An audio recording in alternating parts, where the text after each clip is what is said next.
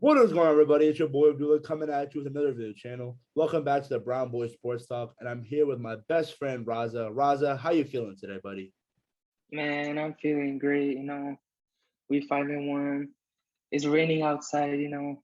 Done with classes for today. How you feeling? I'm good. That's great to hear. Not feeling too well because, of course, our beloved Washington football team is now 2-5. But As we'll usual. we'll, we'll get to that later. But let's talk about it. Your Dallas Cowboys. How do you feel about them? They didn't win this week, although they didn't play. So how do you feel about that? Bro, we literally didn't play, but I'm so excited to play the Vikings. It's on Halloween night, so it's gonna be really scary for the Vikings. And I'm really proud of my team and really happy that we have maintained such a distance from the other all the other teams. And I really like our schedule really favors us actually. We play the Vikings, and then next week we play the Broncos, and then after that we have the Chiefs. Uh Broncos can go either way, but we should win that game. And then Chiefs, Mahomes is hurt right now. Their defense is like one of the worst in the league. Mhm. So that game can go anywhere. Both offenses are really like scary, dynamic offenses. So it's all about who makes the one or two defensive good plays. They have Honey Badger, we have Trayvon Diggs. So we both have one good defensive player each since Jones has been out hurt. So I'm like really excited about our uh, about our schedule. And Yeah, no, I completely agree. Dallas Cowboys, they're looking like Super Bowl contenders right now. As much as I hate to say it, them boys are looking pretty good right now. But moving on, let's talk about some rumors around the NFL. Do you have any update for that?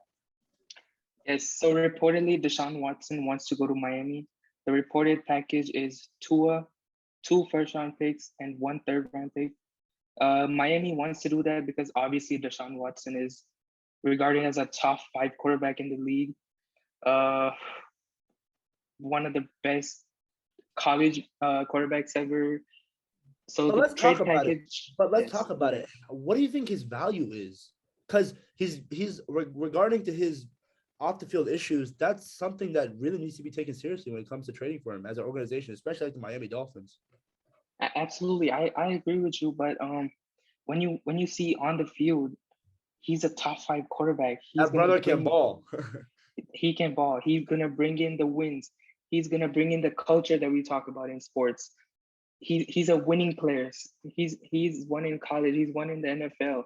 Just last year, he didn't even have a good wide receiver. D Hop got traded. Mhm. He was still he had he's the numbers he put up last year. Still top five quarterback in the league. Yeah, I completely agree with you.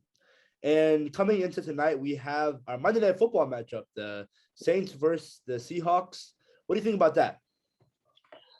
I think since Russell Wilson's been on IR for a couple of weeks, Geno Smith has been playing solid. And last week they lost to the Steelers, who don't have a good offense, but they have a really good defense. Led by Arguably J.J. the Watt. That man is a monster. absolutely, absolutely, arguably the defensive player of the year so far. So with that, who is your defensive player of the year so far? Right now, I gotta say it's Myles Garrett.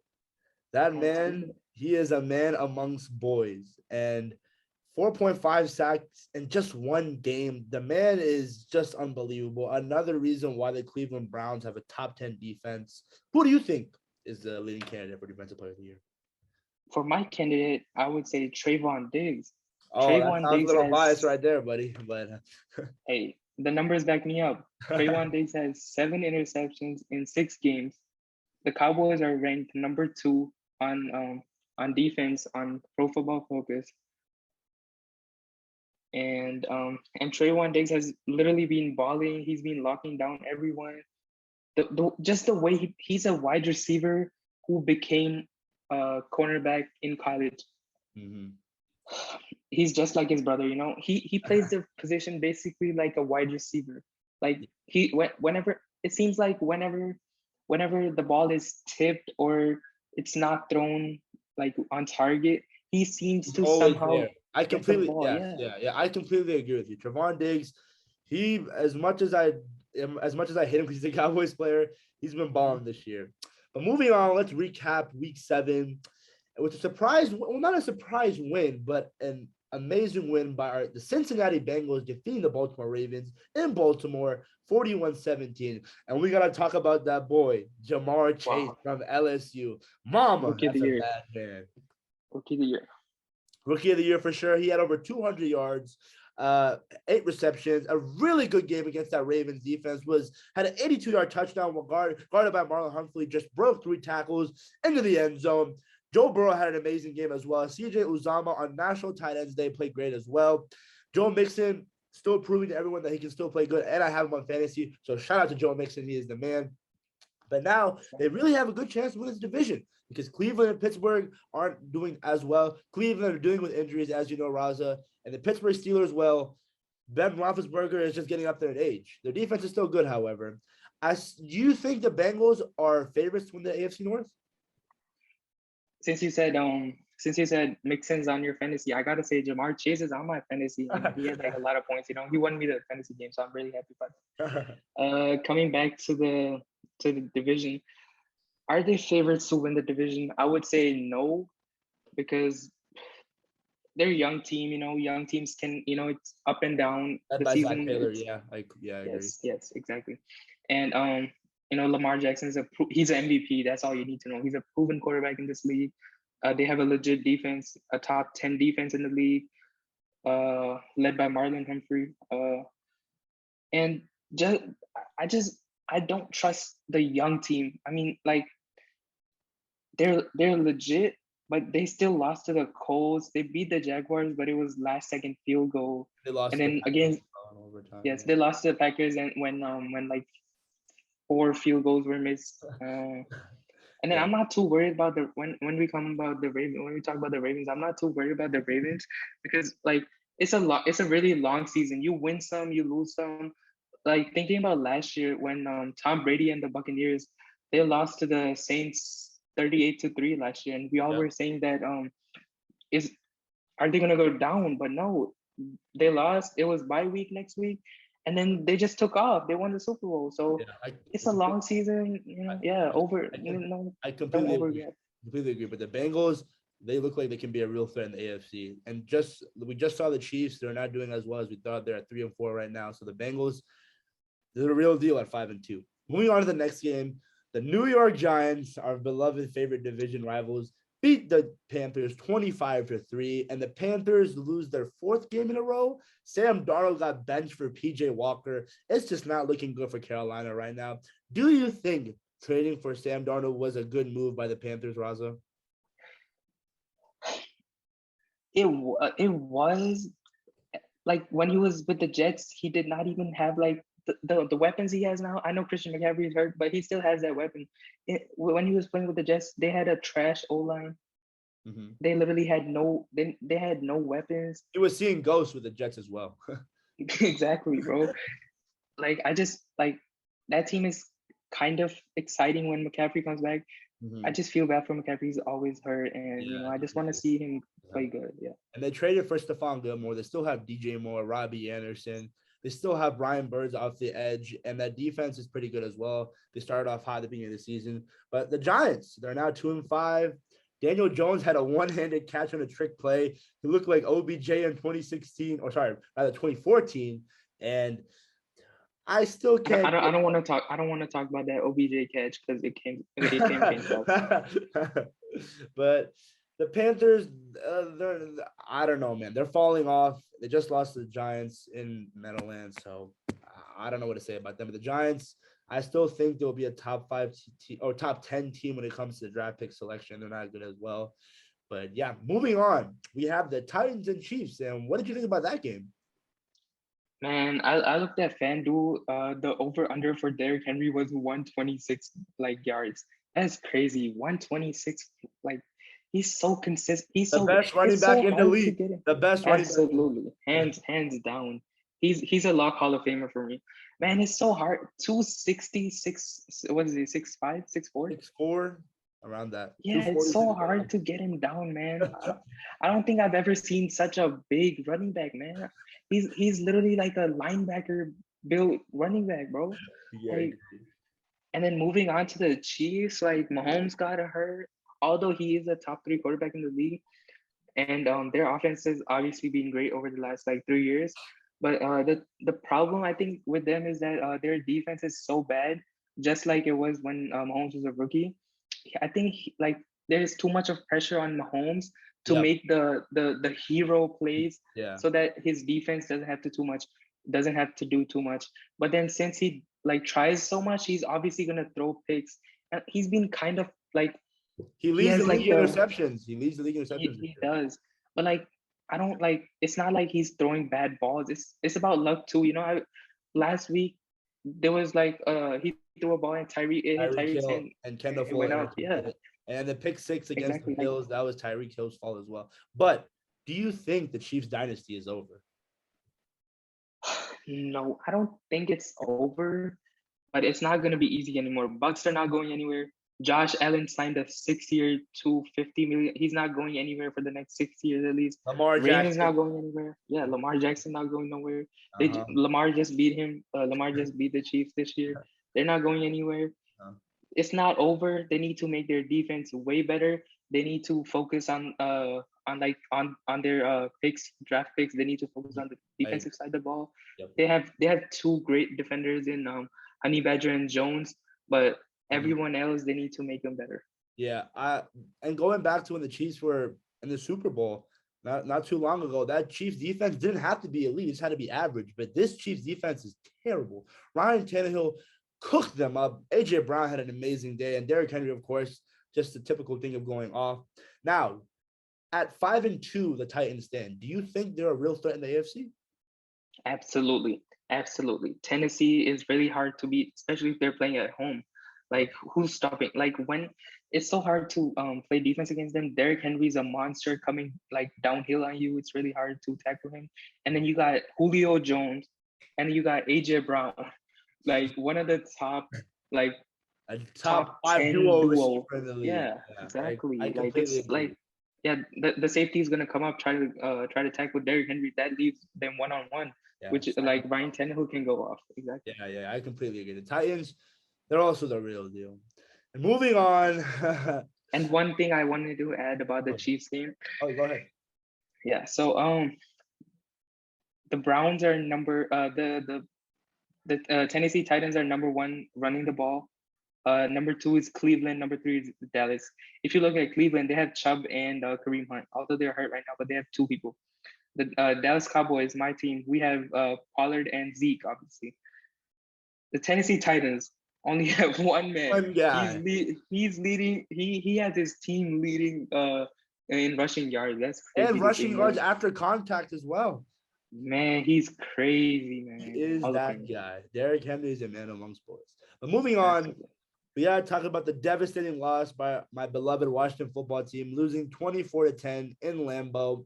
And, this was a game that we should have won or should have been closer because coming into this game, this Packers defense, this red zone defense, rather, allowed 15 out of 15 touchdowns. And when Washington comes down to Lambeau, they go to the red zone 3 times, or I think 4. And how many points did they score, Raza, in the red zone? 10. 0. 0. The only touchdown came from Scary Terry, a 40-yard bomb from Taylor Heineke. And speaking of Taylor Heineke, the man was literally all he had to do was walk in on that rushing touchdown, but he decided to knee the ball and he was short of the goal line. And he pulls a Case Keenum on 4th and goal, does a QB sneak. He fumbles, gets the ball back, scores. But the referees, of course, screwed us. I really thought that was a touchdown because when he recovered the ball, he wasn't down because he was on top of the offensive lineman. But who knows? Bad teams find ways to lose. And the Washington football team are number one at doing that. So what do you have to say about your division rivals? I actually have a question for you. Since you're a big Washington fan, you think Taylor Heineke is the future quarterback for y'all? Oh man, a question Be that honest. Don't be biased. a question that all Washington fans love to hear. I want to see him end the season, even when Fitzpatrick comes back healthy. I want to see him be the starter for the rest of the season. However, just by off the everything that he's given us so far, he's looking like a backup at most. A starter, I love the story, but Taylor is just he plays risky balls, man. He sometimes throws the ball too high, or he throws the ball and you think, why would he even throw that? The receiver's not even open. Sometimes he just doesn't know when to slide. So Taylor, I love the guy. Heineke, he's the GOAT, but I just want to see him at backup. And when it Shout out comes, ODU. shout out Old Dominion, the man holds the most passing yards in Old Dominion. And yeah, man, I don't know what to say, but the Packers move on to 6-1. Aaron Rodgers, the bad man. He Yeah, is bad, that man. guy. I was He hoping. still owns y'all. He still owns y'all. Oh yeah, okay. He owns a lot of teams, and he still owns the Cowboys. And I remember in 2016. Can't wait to play him in the playoffs. Okay, we'll see. But Devontae Adams had a touchdown. Allen Lazard had a good game. But overall, the Washington defense did as much as they could. Jonathan Allen, the man that got paid this offseason, had 2 sacks. Montez Sweat had a sack. Landon Collins did look good at linebacker. Hopefully, he plays there more. Denny Johnson forced a fumble. But that's pretty much it, guys. This Washington football team defense needs to get healthy, and they just need to play as a team. You can't go into red zone 4 times and come out with 0 points, like especially in Lambeau Field. But moving on Sunday Night Football last night, the Indianapolis Colts beat the 49ers 30-18. And what was your thoughts on that game, Raza? I think the Colts defense is legit, but offense, like, I don't know about the offense. Like Carson Wentz, like he's like obviously, as you know, he was in our division, Yeah. a year ago, so 2 years ago. So like we all know, like he's like up and down, mostly down. Yeah. But they have a legit defense, so like their defense is so good that like they're gonna give him a chance anyways. They're that good. And then coming like if I talk about the 49ers, I wanted to talk about the quarterback situation there, Trey Lance and Jimmy Garoppolo. So my thoughts about that is that uh Trey Lance should be starting sooner than later because Jimmy G is always like he has an injury bug. He's always I hurt. just think he's not that good, Raza. I don't think he's a starting caliber quarterback in this league. I'm sorry to say. According to Tom Brady, he could have gone to San Francisco. When he said on HBO now they chose that mofo over me. Yeah. But then he just started Trey Lance. I'm pretty sure fans want him too. And then the 49ers defense, Michael Pittman Jr., I have him on fantasy as well. He was a sleeper receiver coming to this year rather, and he just had just mossed the safety Everett. He had a monster game. The Colts, they move on to win their 3rd game, and we'll see how they do in their AFC division. But moving on, the Cardinals, they beat the Texans by a lot. A revenge game for J.J. Watt and DeAndre Hopkins. It was a blowout, much to say. And shout out to Kyler Murray. I think he's the front runner of MVP right now. He is that guy. I have him on fantasy as well. Christian Kirk had a touchdown. That Cardinals defense is legit. They're going to get Chandler Jones back this week. So we'll see how that goes. But what's your thoughts on the Cardinals? Are they the best team in football right now? As you said at first, Kyler Murray is my front runner for MVP also. As you said about Chandler Jones, I just got a notification on my phone that he is back for this week. Uh-huh. And I just feel like the Cardinals front office has done a great job in surrounding Kyler Murray and the defense with so many like great players. I completely agree. They have obviously they have Murray, they have DeAndre Hopkins, arguably the best wide receiver in the league. They have Christian Kirk, AJ Green, Rondell Moore, JJ Watt. Absolutely. Buddha Baker. That man. Oh man. I don't even remember last year when he went off on the Cowboys, but we won't talk about that, would we? Shall we? We are playing them later this season, so we'll talk about that right now. That'll be a good game. That'll be a good game. Absolutely. Moving on. And then as you sorry, go ahead. No, go ahead. Yeah, you said best team in the NFL. I think the Cardinals are the best team right now. They're obviously 7-0. You can't deny the numbers. And then not only that, they're number 2 on Pro Football Focus. They're number 2 rated team on the defensive side of the ball. Yeah. It's not they're just dominating on offense. Like overall, like collectively, both sides of the ball, they're number 2 on defense. Like that's great. Insane. That's really insane. But we all know the past couple of years, the Cardinals start off strong and they fall off towards the end of the season. But I think Kyler Murray can lead this team to a Super Bowl run. So we'll see. The real deal, Kyler Murray. But moving on, we have the Rams beating the Detroit Lions 28-19 in a revenge game for Matthew Stafford and even a revenge game for Jared Goff, who was traded without being told. What's your thoughts on that game? The Lions, they fall to 0-7. The Rams, they're still a Super Bowl contender with Sean McVay, head coach, who was an offensive coordinator in Washington, but of course, Dan Snyder lets him go. But we won't talk about that. What's your thoughts on that game? And why does every coach leave? Why do y'all let go of every coach? Matt LaFleur, Kyle Shanahan, Sean McVay. The list goes on and on. Dan Snyder, please sell the team. You need to sell. Dan, sell the team. Please sell the team. Like, all right. So my thoughts for Rams beating Lions 28-19. I think the Rams have a realistic chance to not only make the Super Bowl, I think they can easily win it. Like, when healthy, their defense is arguably the best defense in the league right now. Yeah. Obviously, they have Aaron Donald and Jalen Ramsey. Like, he's the best cornerback in the league. Oh, I completely agree with you. Yeah, for sure. Yeah. And then like their defense is so good. Like they beat the Bucs this year. Tom Brady is having an MVP run. Like, they can beat any great quarterback, any great offensive team. They can beat Brady, Rodgers, Mahomes, Watson, Allen, or any of the great quarterbacks. They lose to Murray, however, though. But hopefully, when the second time comes around, Kyler Murray, we'll see how that goes. Absolutely. And then Cooper Kupp, bro. The connection between Matthew Stafford and Cooper Kupp. This is Matthew Stafford's first year with the Rams, and the special connection that he has with Cooper Kupp. I think Cooper Kupp's, like, the year he's been having, I think he's a top 5 wide receiver in the league right now. I completely agree. I think he's getting up there, top 5 for sure. Fantasy has been going crazy. And it's just crazy how in Detroit, the Lions didn't give Stafford any help. In just 1 year, we can see how good he is as a quarterback with weapons around him. But the Lions, do you think they'll go 0-17? Man, I don't know. I don't think any team in the NFL can go 0-17.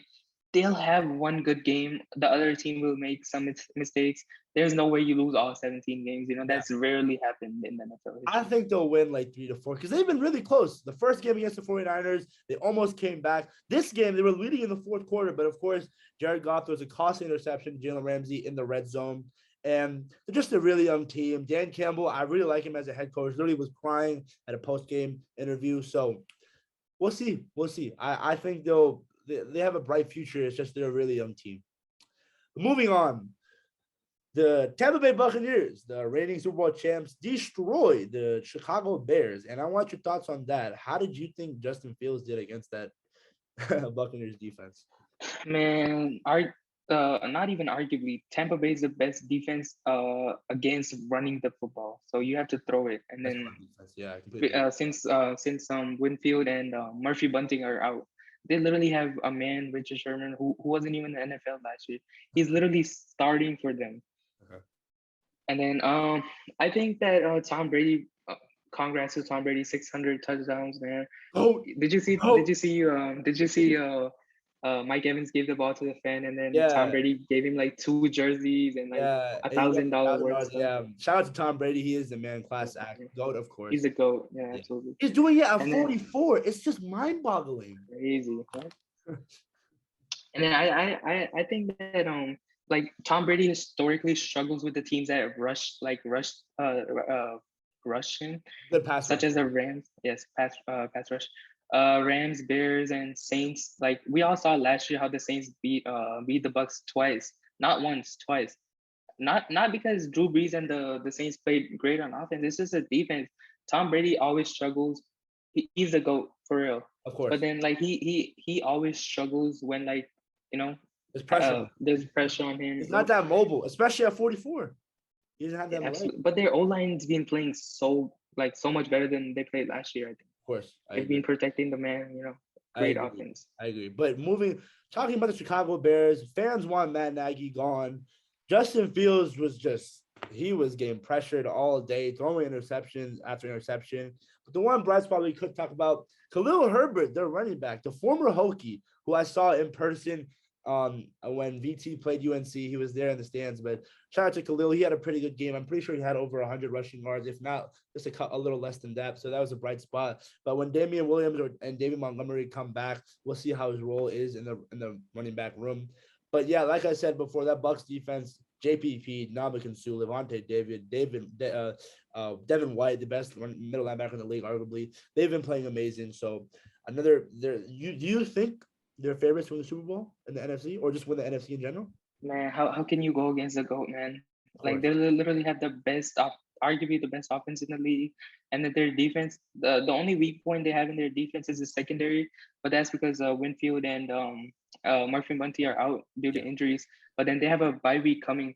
As we remember last year, they were kind of struggling just before the bye week, absolutely. And then when the bye week came, they recollected themselves. Like everybody was healthy, They and flipped they the just switch. went off, man. They Yeah, I went agree. off. I agree. Moving on from So the they're Bucs. my Oh, Super Bowl favorites for sure. Yes. yeah. Yeah. You can't go against the GOAT, of course. Yeah, absolutely. Moving on, the Patriots destroyed the New York Jets. Nothing really much to say. The Patriots owned the New York Jets for the past, I don't even know how many years we've been fans of the NFL.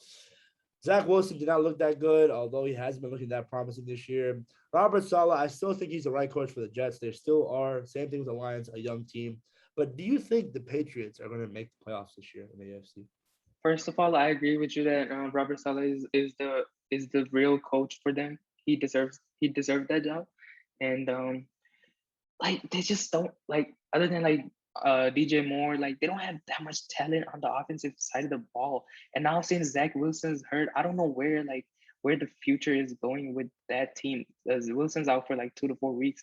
And then talking about the Patriots, I think absolutely. I think they can make the playoffs. It's just that they need to make timely plays. They cannot like Mac Jones has been playing pretty good. When they played Dallas, when he threw it to Jacoby Myers, they almost won the game. But I think they should have won that game against you. It was a really close game. And I think, of course, with Bill Belichick as head coach, you're not out of every you game. can never rule them out. Yes. Yeah. Greatest head coach of all time. I think maybe we can agree. Yeah, absolutely. The only thing that worries me about the Patriots, obviously they have a great defense. Judon's been playing great, man. Imagine if he I was think he's back. been leading the league in sacks as well. Yes, he's great, bro. He's so good. And then talking about the offensive side of the ball, I think the only weak point is Mac Jones throwing so many interceptions since he is a rookie. Young quarterbacks do tend to throw so many interceptions. So I think if he can hold on, like throw less interceptions, take care of the football. I with Bill Belichick as a head coach, with the defense they have, I think they can for sure make the playoffs. They just gotta get hot at the right time, like get the momentum. That's all football is about. Yeah, I agree. Moving on from the Patriots and Jets, we have the Falcons being the Dolphins. The Falcons got to win. They're 3-3 at 500.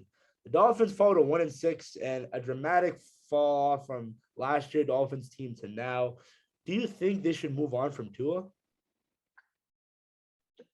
It depends on if Deshaun is available. Yep. I'll move any. They should move anybody to get Deshaun. Deshaun's a winning player. He's gonna get the moving culture. Winning culture. Yes, winning culture in Miami. I think Tua is like inconsistent. He's sometimes hurt. Some of the interceptions he's thrown is mind-boggling. I don't know what he's looking at. I really think that Tua, I don't know. I don't know if he needs a new team. I just don't know. He's not looking like the number 2 overall pick that he was drafted. Oh, sorry, number 2. Number 4 or 5, somewhere. Before around that. He was drafted before Herbert, which in my opinion, I think he was at 3, which in my opinion, hindsight 2020, which just wasn't a good move. But hopefully he gets better as the season progresses. But Brian Flores, the Miami Dolphins are at 1-6. I don't know if they can turn it around. We'll see. But moving on, the Eagles lose to the Raiders 22-33 in Las Vegas. And the Raiders move on to be 5-2. The Raiders, they're I don't know what to say about them because they beat the Baltimore Ravens week 1. They go to Pittsburgh and beat the Steelers. They just beat the Eagles. Derek Carr, top 10 quarterback? I don't know about a top 10 quarterback. I know he's top 10 in my MVP list for sure. But I just you cannot take a lot from this game because Eagles are not that good. But then we also got to say that Darren Waller did not play that game, so they still won 33-22. Derek Carr threw 400 plus yards. Yeah, around that. He had a good game. He was just torching the Eagles defense, and I think he's a top 10 quarterback. He's one guy that I want Washington to target, but of course, I probably won't trade for him. Talking about the Eagles, Jalen Hurts, he didn't have the best of games. A lot of fans are questioning, Eagles fans are questioning if he's the franchise quarterback of this team. There was a bad snap in the red zone, and it wasn't Hurts' fault. It was kind of on the right guard as he touched the ball when snapped. So that was a costly turnover. But all in all, the Eagles just traded Zach Ertz. I think Nick Sirianni, I like him as a head coach, but again, they're just a young team with trying to figure out their identity right now. And yeah, I think they're still better than the Giants, so they'll probably finish third place, and Washington football team will finish second. So we'll see how that goes. But Do you think Jalen Hurts is a future quarterback for the Eagles? personally, I think he can be. I think he can be. If he learns how to control his turnovers and just not be so careless with the ball. His upside is amazing. He's a mobile quarterback, a dual threat quarterback, can throw the ball downfield. Can defenses really have to make sure how to contain him? And I think he can be. It's a matter of him. It's a mental thing. He has to make sure that he just can't turn over the ball easily. And the costly interceptions, you gotta limit those. Absolutely. I completely agree with you. They're a young team with a young quarterback. I think Jalen Hurts has a lot of talent. He just needs to control like the possessions and stuff, the time of the possessions, he cannot turn the ball over with that defense. Like they just need to surround him with more talent, but that takes time. Of Like, course, they have Devontae Smith, they have Jalen Rager, Dallas Goedert. The one thing that I don't understand the running yet, the Miles Sanders needs to be used more. I don't know why he barely gets touches. They were playing us, and last like week he didn't get any touches to like the fourth quarter when they were down by like 20. Especially during garbage time last week against the Bucs, they could have ran the ball, and fans were questioning why Nick Sirianni wasn't. But again, Miles Sanders, he's an underrated running back. He just needs to be utilized more in the Eagles' offense. But moving on from the Week 7 NFL recap, we got to talk about the NBA. And starting with the NBA, let's talk about the bag Mikal Bridges got, man. Mikal Bridges, 4 years, 90 million. I think Mikal Bridges is the perfect role player in the NBA, man. He defends the best guy on the other team. He Booker's not guarding them. Chris Paul obviously is too small. Mikal Bridges and Jay Crowder, especially Mikal Bridges, is guarding the LeBrons, the KDs, the Kawhis, the Giannis's. I think he does. He completely deserved the bag, and I think he's the best ball player in the league.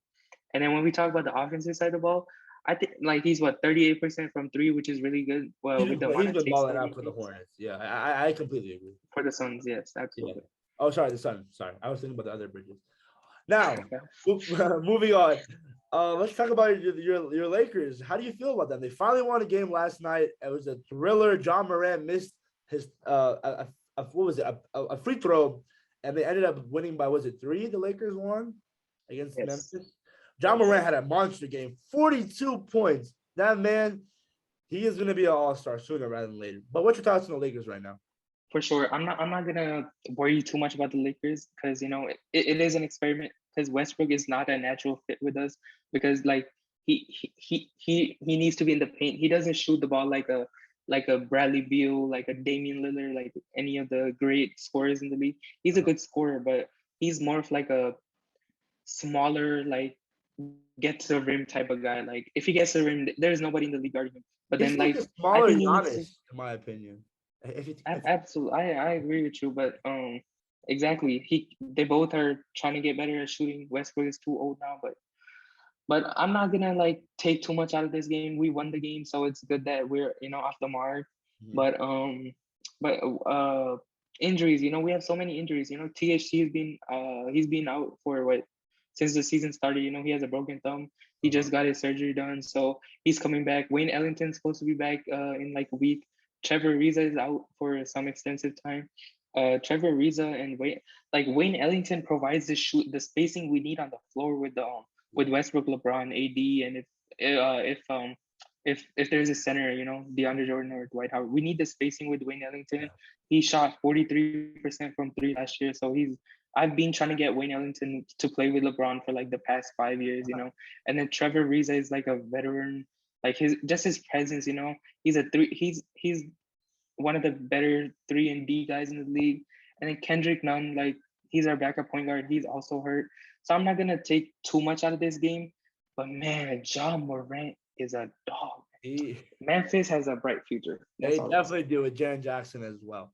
But are we gonna talk about Carmelo? We're gonna like prime Melo out there yesterday. How many points? Man, 26? Two clutch threes in the fourth. 29, something like that, man. Yeesh. He hit like 6 threes. I was like, is he Nick's Mello or Douglas Mello? Now, but like Mello has a special ability. Like he can like get 25, 30 anytime he wants. He can like when he gets hot, as you saw yesterday, he gets really high. He made what 6 threes out of like 8. And then in the fourth quarter, he had 12 points. Uh 3 of them assisted by LeBron James, you know. So I think Carmelo is a great presence for our team because he's a bucket off the bench. When he gets hot, he could like if you're in the playoffs, you know, if you're playing like game 5 of Western Conference Finals and LeBron and AD are struggling, Westbrook is struggling, he can come off the bench and provide the points that we need off the bench. You know, Hard that you guys need. Yeah. yeah, on a given night, he can be the best player on the team. I trust my team because we have so much depth. We have the big three, but then other than that, we have Dwight Howard.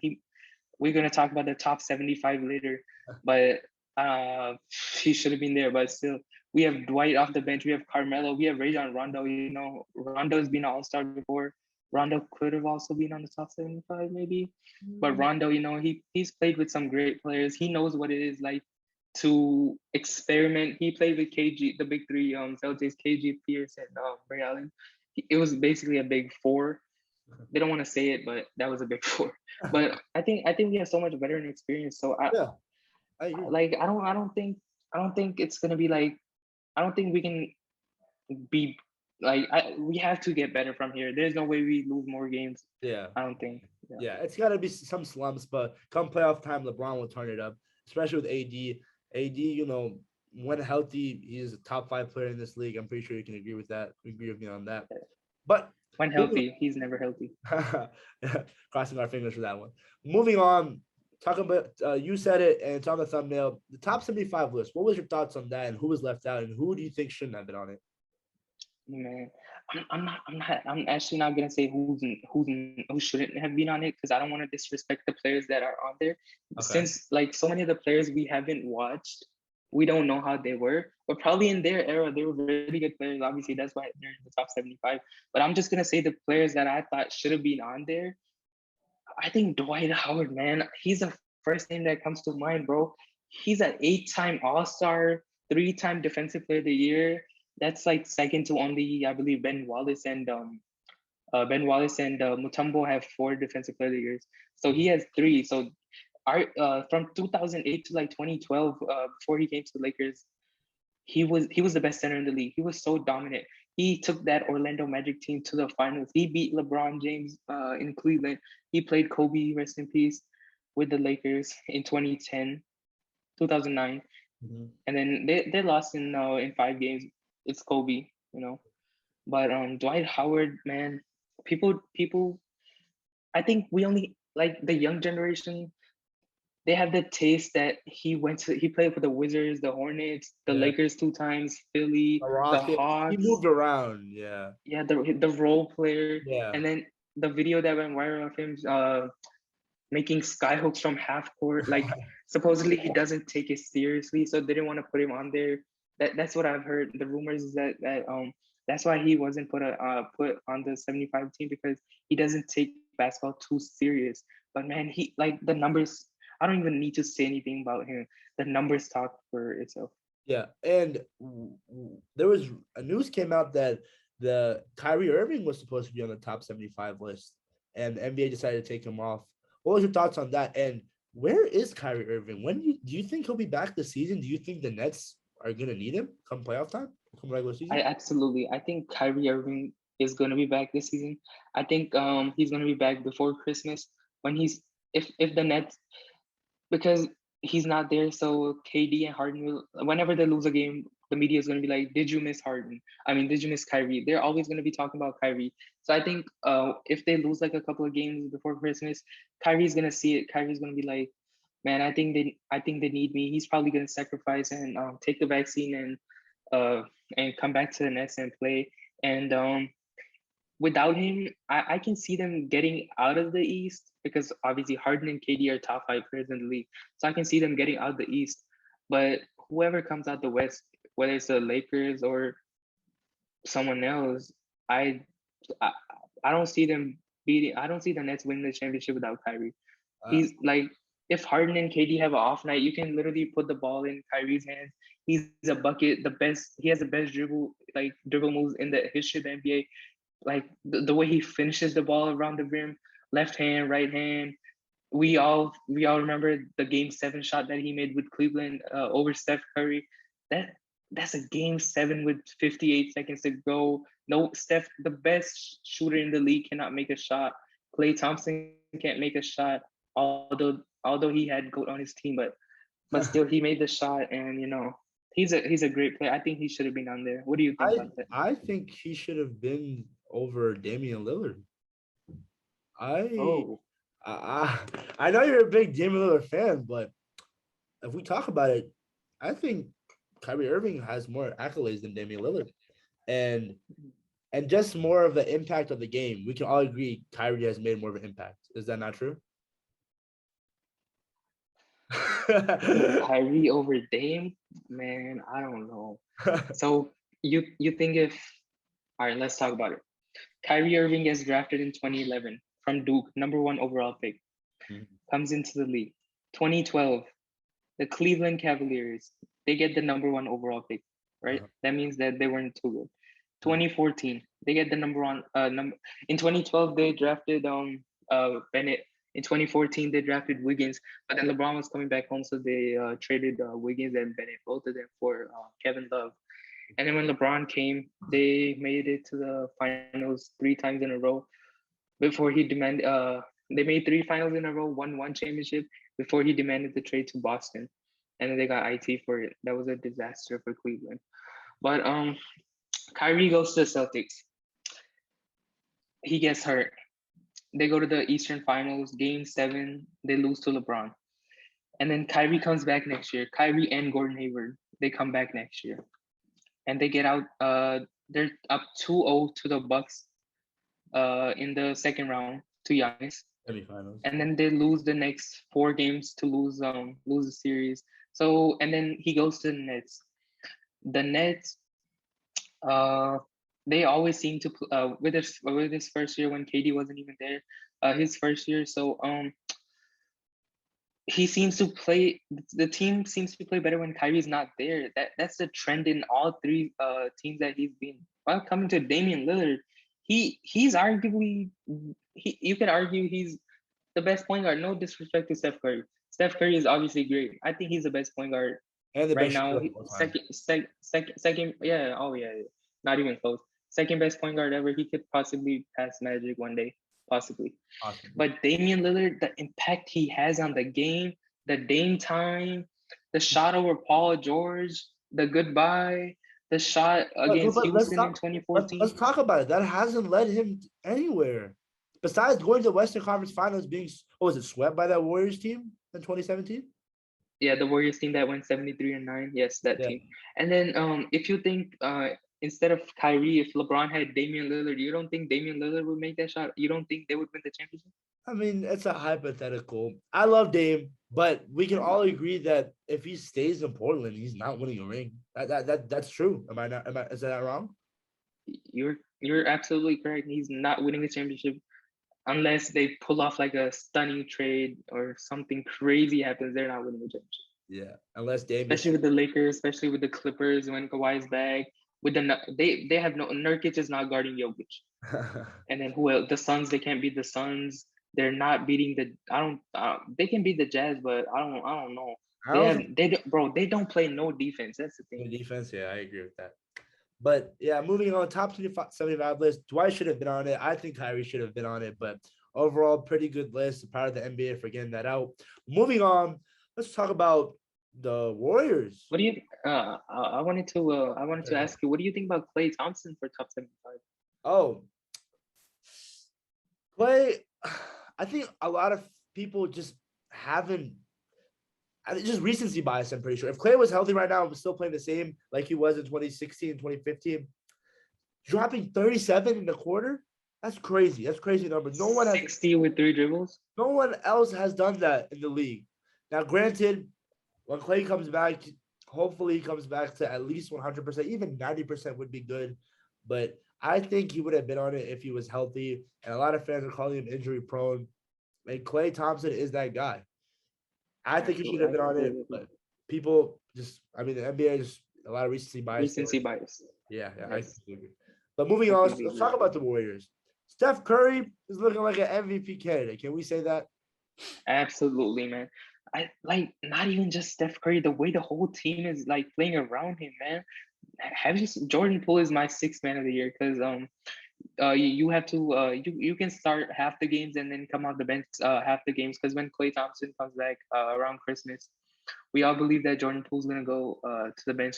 I think he could be Jordan Clarkson role for the Warriors, but I really like the way, like we all know Draymond Green is like top 3. He's always been top 3, top 5 in defensive player of the year voting. So they have the defense there, and then the unselfishness of the bigs like Kevon Looney, Draymond Green, the way they set the James Wiseman. James Wiseman hasn't even played either. Absolutely. And then like just the ball movement of the Golden State Warriors, man. Like they let the ball moving. Like we see with other great teams when James Harden was with the Rockets, like he was a great player obviously, but he would dribble, step back, 3. Steph Curry is not like that. The Warriors are not like that. They're constantly moving the ball around.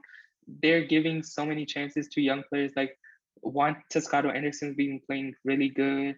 Iguodala's back. You know his veteran presence. Man, we lost to them opening night because of Bielitsa, man. I think he provides the spacing because Kevon. I mean, historically, if you look at the Warriors teams, they've never had a spacing center. They had Andrew Bogut at first, Festus Ezeli. They used to play Draymond / Iguodala at the 5. Now they have Bielitsa who can really shoot the 3. He's a really good passer for a center, and I really like the Warriors' chances. I think they're a really scary playoff team right now. They're 3-0. I think they can be a top 5 seed in the West. When Clay comes back, yeah, like you said, they'll absolutely something to look for.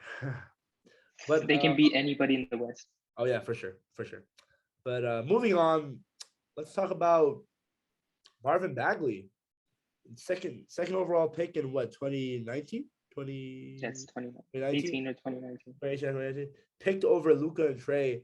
What's his future with the Kings? They haven't played him. I have him on fantasy. I don't know why I drafted him. I thought he was going to play. Do you think he's a bust? What's your thoughts on that? Abdullah. I'm not gonna say that he's a bust because I think because he was drafted over Luka and Trey, people would tend to say that he's a bust. But I don't think he's a bust. He just needs like a refreshing, like new team around him, because the rumors were like that the Kings told his agent that he's not even going to be in the rotation, and the next game he was. So I don't know what's going on with the Kings, their front office, their GM, their Luke Walton's the coach, former ex-Lakers coach, so I know him. And I think Bagley, he needs to get traded, just start off, like in a new place with a fresh mindset, Traded for a bag of chips? So, man, I don't know. They can, if we can find a trade for Kuzma, they can find a trade for Bagley for sure. All my homies love Kuzma in DC. But moving on, the Ben Simmons situation. The 76ers reportedly are not finding him anymore. He is not playing. The fans still hate him. What's your thoughts on this? Do you think that Ben Simmons is making a big situation out of nothing? Do you think he will force his way out of Philly eventually? Man, I think Ben Simmons needs to stop doing childish stuff, man. How do you play with a phone in your pocket? You are not James Harden or Anthony Davis that you can literally just play your way out or just just get out of there. You can't do that, bro. Yeah. You're not. Yeah, he can't force his way out. If anyone deserves to force their way out, is Damian Lillard, as you said in the previous segment. Is Damian Lillard who deserves to leave Portland, or is Bradley Beal? I'm sorry to say, I know you're a Wizards fan, but Bradley Beal and Damian Lillard, those are the two players or Karl Anthony Towns. But Minnesota is playing better. We'll get to them here in a couple of minutes. But these 3 players are the 3 players that they are loyal. They're loyal to, like, way too loyal. And then reportedly Joel Embiid went to dinner with Ben Simmons and they hugged after. And and as you saw, their first game against the Nets, their first home game, Joel Embiid got the mic and he was like, Ben is our brother, always love for him. And he told the crowd to always, respect him and love him.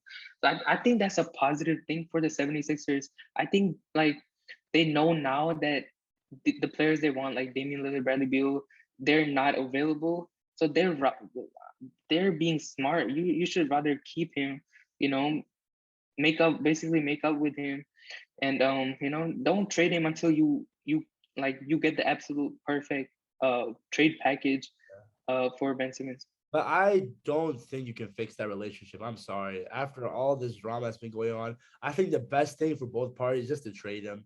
Now, a team that would trade him, I wouldn't be surprised if he gets traded to the a Cleveland Cavaliers team because they have Garland, Sexton, a couple of guards in the backcourt, or even I don't know. Who do you see as a potential trade for Ben Simmons package? When you say the Cleveland Cavaliers of blue, I think that's really interesting. But like, I don't think what is Philly? They don't want the draft picks. They want to win right now. Joel Sure. Embiid is in his prime. So what do the Cavs have that's gonna help Philly right now? Sexton can play the point. He's really young, he's not Ben Simmons. Ben Simmons is arguably defensive player of the year. He's an all-star rookie of the year, he's already like a top Rookie of 25, the 30 year player when of he the league. wasn't a rookie, but we'll move on from Yeah, that. he wasn't, but that's how rules work. He won rookie of the year over Donovan Mitchell. Of course. You can argue, Mitchell could have won it, but he did win it. Ben Simmons, I think the thing with Ben Simmons is that they need to stop. Like when he came to the league, people used to compare him to the likes of Magic, The to the next likes of LeBron. LeBron. Yeah, That's it what is. people are saying. They called him the That's next the thing. LeBron. Yeah, like instead of that, I know he got a bag. He got what 4 year, 170 million left on his deal, but instead of like having so many like high expectations for him, I think they need to treat him as like a better version of Draymond Green. There's nothing wrong to be Draymond Green. Draymond Green is a three-time NBA champion, defensive player of the year, all-star. I think Ben Simmons needs to consider that instead of like he's not Giannis. He's never gonna be Giannis. He's never gonna have his own team. So if he wants to like have a successful career, get another bag after I don't care what anybody says. After these 4 years, he's definitely gonna get a bag. Just his ability is like so good, and Yeah. playmaking, defense, everything, man. I really He can think, guard 1 through 5. yeah, I really think it's just all of a mental thing. I really think he has the upside of being a superstar. I But top 10. Ben Simmons started this situation. Like Yeah, if I if he agree. did if he didn't miss the free throws and passed off the dunk to Matisse, this would never Joel Embiid and Doc Rivers wouldn't say the stuff they said. Yeah, he has it's the work ethic. Coming into the league, Lonzo Ball had an ugly jump shot, unorthodox to say the least. Shout out Kareem. Shout out our boy Kareem, my roommate, who's a big Lonzo fan. But he just Lonzo's a great 3-point shooter now. Shoots above, I think, around 35% above that. He's been Above that, yes. even above that. Lonzo changed his shot. If Lonzo Ball can do that, Ben Simmons can change his jump shot. It's all about work ethic. It's all about a mental struggle that he has to fix. And I really think the 76ers should trade him. Now, will they? It's a whole different story. Hopefully he'll be back on the team. I'm rooting for the man. The guy he has the potential to be a superstar in this league. Absolutely. Absolutely. Now, moving on, the Milwaukee Bucks. Giannis has been on a tear. They recently lost to the Miami Heat. Although Brook Lopez and Drew Holiday were out, what's your thoughts on the Milwaukee Bucks right now, and where do you think they'll be come playoff time? I think for sure the Bucks can beat anybody in the league. I wouldn't pick them necessarily over the Nets, especially if Kyrie comes back. I wouldn't pick them. If it's just Harden and Durant, I'll pick the Bucks. But if it's the big three, Kyrie, Harden, and Durant, I'm gonna pick the Nets. But talking about the Bucks, I think they did lose PJ Tucker, which was obviously a big loss. But they brought in Grayson Allen, who's one of the better shooters in the league. He's shooting 39% The Duke from legend. three. Yeah. He is a Duke legend.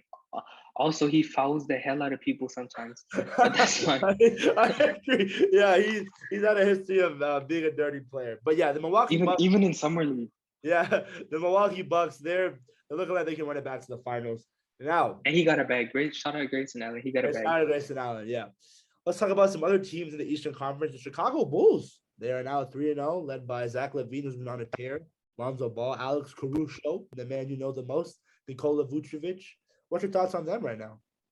Man, like Zach, everyone knows that I'm a big LeBron fan and a big Damian Lillard fan. But after that, my third favorite player is Zach LaVine. Zach LaVine, I would have loved instead of for us to trading Westbrook. Somehow, if we got Zach LaVine, obviously it's impossible now.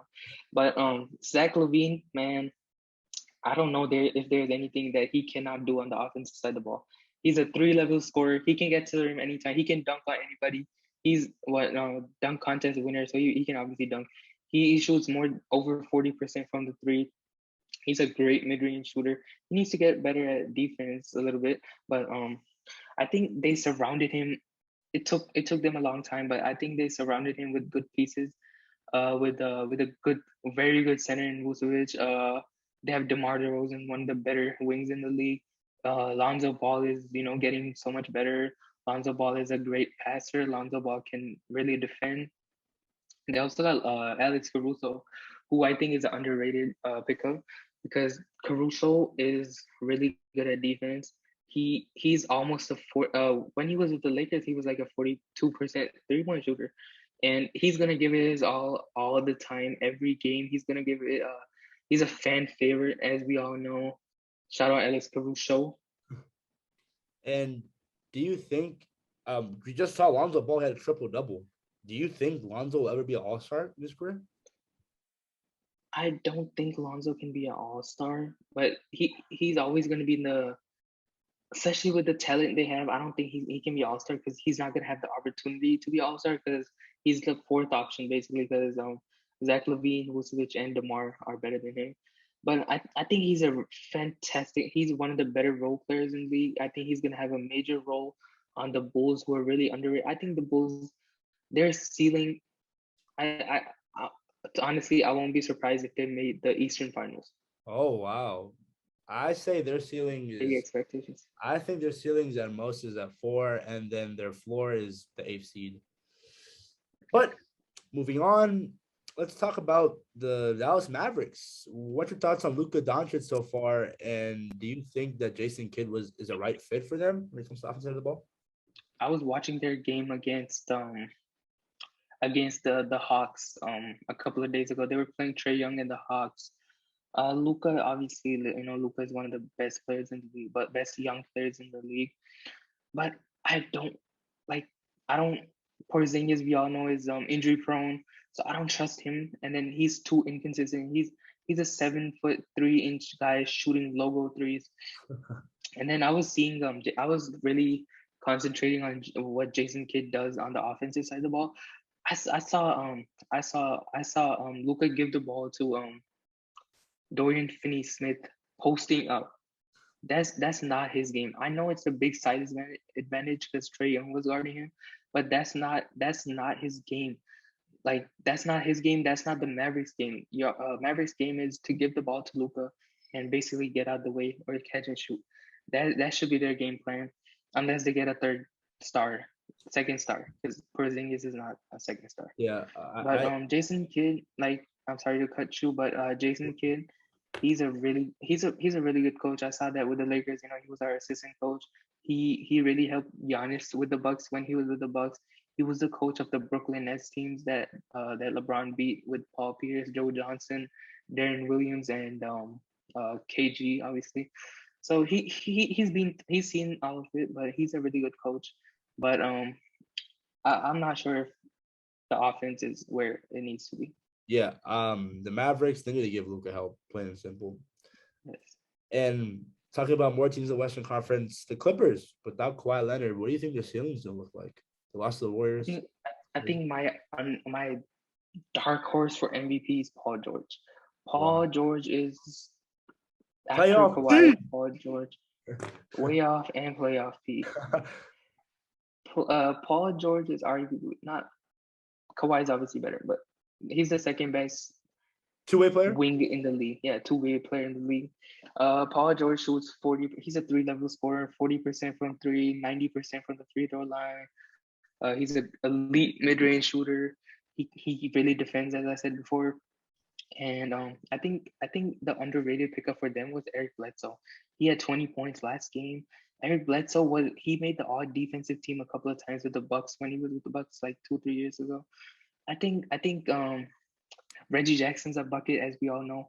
He got a bag for getting buckets with the OKC Thunder when he left KD and Westbrook in 2015 with the Detroit Pistons. I think their ceiling is like the first, second round. They're not getting past that without Kawhi. Even with Kawhi, they lost to the Nuggets. They blew the 3-1 lead. So I don't think they can get past like the first round. And Paul George is not like an elite performer in the playoffs, anyways. But if he can get them to like the 5th seed, 6th seed, Paul George would be in the MVP race for me. I agree. Paul George, obviously in Indiana, he was one of my favorite players. Had a little slump when he entered the bubble, but hopefully people are starting to put more respect on his name. And Ty Lue's a great coach. He makes so much adjustments. We saw that in last year's playoffs without Kawhi. When they played the Utah Jazz were up like 2-0. They were down 2-0 with the Mavericks and Jazz. They came back to beat both of them. So we all know Ty Lue won the championship with LeBron, Kyrie, and Kevin Love with Cleveland. So we all know Ty Lue's a championship caliber coach. So, and then they have a really good assistant coach in Kenny Atkinson too. Oh yeah, for sure. I love Kenny Atkinson. But moving on, more teams in the Western Conference. The Houston Rockets. Although they lost to the Celtics yesterday, Jalen Green had 30 points and a massive dunk. He almost the other day tried to dunk on this one dude. He just flew like he was in the gym, like he was on a trampoline. Absolutely, man. Jalen Green's my rookie of the year pick.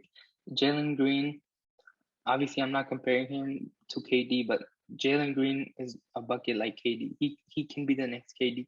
Jalen Green has that much ceiling. And then talking about the whole team, Christian Wood is so underrated. He's one of the better bigs in the league. A double machine. Kevin Porter has a pretty high ceiling. He had like 2 50-point games last year. So Kevin Porter is a bucket. He just needs to control the basketball more because he's leading the league in turnovers. He's number one behind him is Harden with Harden and Westbrook.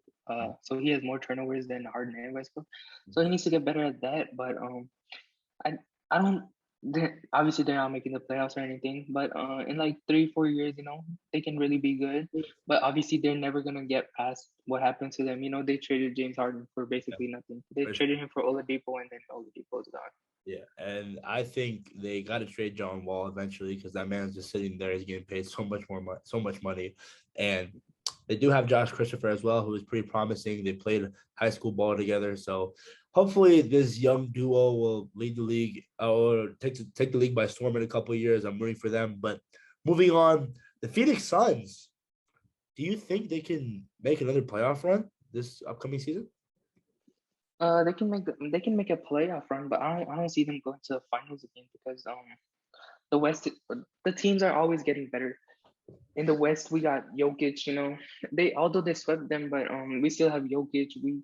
The Nuggets. If Jamal Murray comes back before the playoffs, we got Kawhi. I don't think Kawhi's not coming back this year. I don't think. Obviously, the Lakers.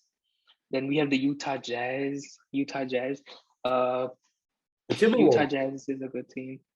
Timberwolves, I don't know about that. We'll see. But I don't think they can make the finals. Although Chris Paul is the top 5-6 point guard ever, the point guard. Devin Booker is our top 3 shooting guard in the league. They need to pay DeAndre Ayton though. I mean, I think that boy asking for a max. Yeah, he is asking for a max, but if you pay Landry Shamet that much money, you got to pay his starting center that much money as well. Absolutely. But let's moving on. LaMelo also JaVale McGee. I wanted to go back to the Suns.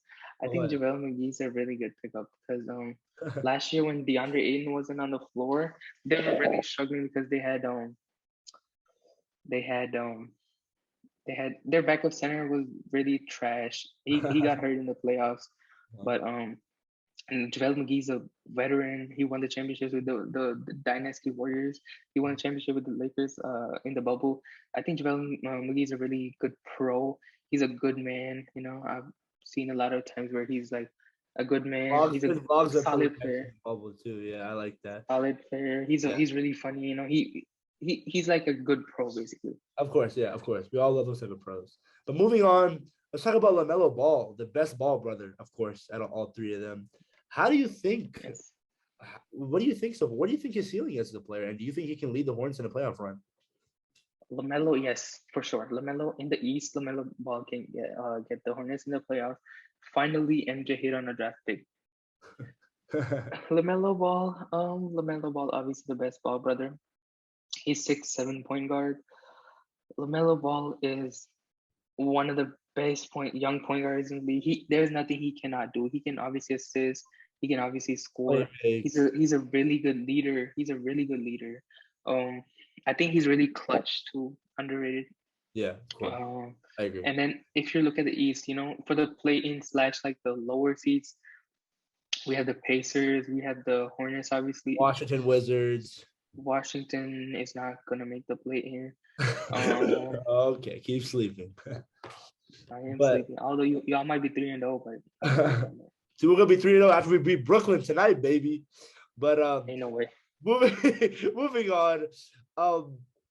The Atlanta Hawks, Trae Young. What do you think their ceiling is right now with John Collins at helm? Trae Young, I don't see them making it to the finals or anything crazy because the Bucs are way better than them. The Nets are better than them. Philly, as of right now, are not better than them. So I can see them being like a top 5 seed again. Last year they were 4 or 5 seed because they played the Knicks. I think they were 5 seed because the Knicks had the home court. So but I think they're gonna be top 5 seed. Trae Young MVP candidate for me. He can easily average a double-double, 20 and 10, 25 and 10, 24 and 10, somewhere around that range. Trae Young is one of the, as we all know, he's one of the best point guards in the league. I think they really improved their strength. They have depth. The bench strength by because the young players are getting better. The Reddishes, the Hurters, the John Collins. John Collins is one of the most. John Collins is one of the most athletic bigs in the league. I think he can shoot the three. He can shoot mid range. He can post you up. He can dunk over Joel Embiid. He can dunk over Joel Embiid. I think they can make it to the Eastern Finals again, but I don't see them going past that. But Trae Young is great. He can be MVP for sure in the future. I agree on that. Trae Young is the real deal. And you mentioned them, the New York Knicks. A lot of fans went crazy after they beat the Celtics in double overtime in the Garden in Game 1. Where's their ceiling, and what do you think they're going to look like come playoff time? I'm really happy for the Knicks because a lot of my friends are Knicks fans. I think they had really good pickups with Evan Fournier and the price they got Kemba for. They got him for like $8 million, So even like knocking on wood, obviously we don't want anybody to get hurt, but if Kemba's hurt, like they still have Derrick Rose off the bench. Like they have so much depth, and obviously Julius Randle was second team All NBA last year. He's been dogging this year too. Randle, baby. Randle, and then Mitchell Robinson came back. He got hurt last night. I just want him to, get healthy again. But Mitchell Robinson is a big man. He's 7'3", man. He blocks shots like crazy. Yeah. I was watching the opening night game with the Celtics. He had like 20 and 17. I was like, wow. Yeah. Mitchell Robinson's good.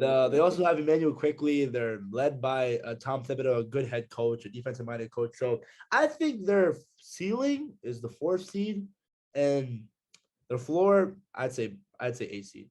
They're pretty good. RJ Barrett, a lockdown defender, is just getting better every year. Hopefully, gonna make a big leap in his 3rd year. I love me some RJ. But moving on, let's talk about the Minnesota Timberwolves. Anthony Edwards, a hilarious man. Karl Anthony Towns, D'Angelo Russell, Malik Beasley? Is that his name? I'm pretty sure. Yes. Yeah. They've been looking pretty good. What's your thoughts on them? I think this is an underrated. I'm not gonna call it a big three, but they're underrated, man. D'Angelo Russell was an all-star a couple of years ago. D'Angelo Russell, if healthy, is one of the better point guards in the league. Karl Anthony Towns, as we all know, if healthy, is a top three center in the league after Jokic and Embiid. He's better than Bam. Anthony Edwards was drafted number one overall for a reason. He can dunk on you. He can shoot the three. He's so athletic. Playmaking. He's getting better at playmaking. He's getting better on the defensive side of the ball. And I think just the structural, like the Minnesota, like the owners, the GM, that needs to get better, like the front office stuff. I think the team's going to be really good. They have Malik Beasley, as you mentioned before. He's a bucket. He averaged 20 last year, so he's a bucket. So they have four legitimate guys who can get 20 any night. I wouldn't be surprised if they make the playoffs at the 7th seed. Oh, yeah, for sure. It's even the play. But let's talk about, of course, the Washington Wizards, the undefeated Washington Wizards at 2-0. They won their recent game against the Indiana Pacers at home, their home opener, without Bradley Beal. Spencer Dinwiddie, a whopping 34 points. Kyle Kuzma, double-double with 24 and 10. And what's your thoughts on them? Davis Bertans in the game-winning shot, essentially. Miles Turner did go off, though, so that kind of sucked. But yes, I think it's a really positive point for y'all that Bradley Beal wasn't even playing and y'all still beat a solid, playoff caliber, play-in caliber Indiana team. Who, Indiana's been solid for, a number of years. I know Sabonis Turner went off. I think the only way for y'all to get better is trade Bradley Beal, because with Bradley Beal, the ceiling is going to be like 7-8 seed.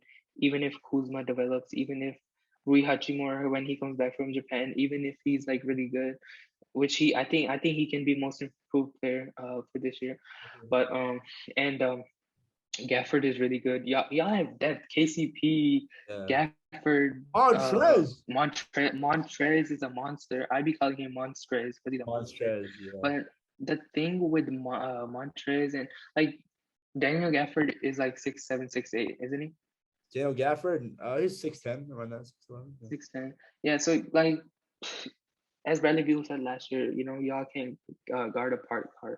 This year, I think y'all got better, but I don't like since KCP is here, Kuzma's getting a little bit. Kuzma needs to get better.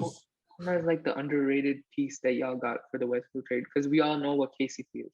KCP is one of the better wing defenders. He can shoot the ball. He's gonna guard the best wing player on the team. And Montrez is, we already know he won 6 Man of the Year one time, and he's really good. Obviously, and I still think the Wizards won the Westbrook trade. I'm sorry, I don't know if you disagree on that, but I think they won that trade. We gotta see that, man.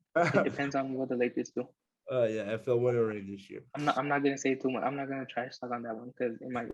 It might come back to bite you. But the Wizards, I'm excited. This team, led by Wes Unseld Jr., hopefully by the trade deadline, we'll see how this team fares in the Eastern Conference.